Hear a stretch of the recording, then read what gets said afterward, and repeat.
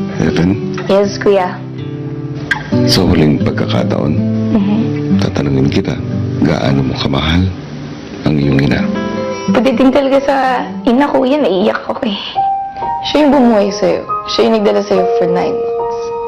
Siya yung nagpakahirap sa'yo. Nandun siya, masaya ka, hindi. Nandun siya pag nagkamali ka. At pag nagawa mo yung tama, nandun siya. Ang ina kasi kuya, talagang the best. Sa iyong pagpasok ng aking bahay, kasama mong gumagabay sa iyo ang isang pangarap para sa isang napaka-importanting tao sa buhay mo, kapalit ng sakripisyong malayo at mawalay sa kanya. Pinahanga mo ko, Heaven. Kaya ka naman, kuya.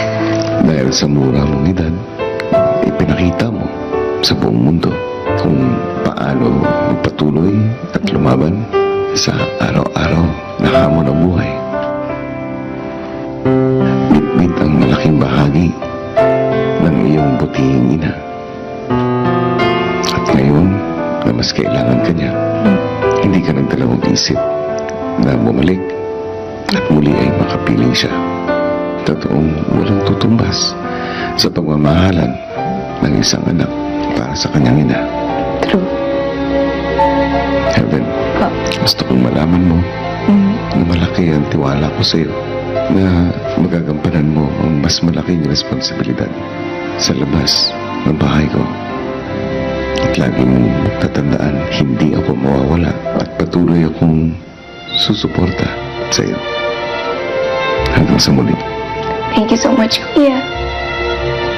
Malaking tulong. Malaking tulong yung pagpili niya sa akin para maging housemate.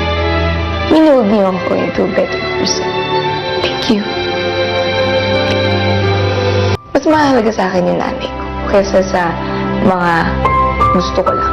So, lahat ng kailangan ng nanay ko, bibigay ko sa kanya. Alam ko namang ako yung kailangan ng nanay ko.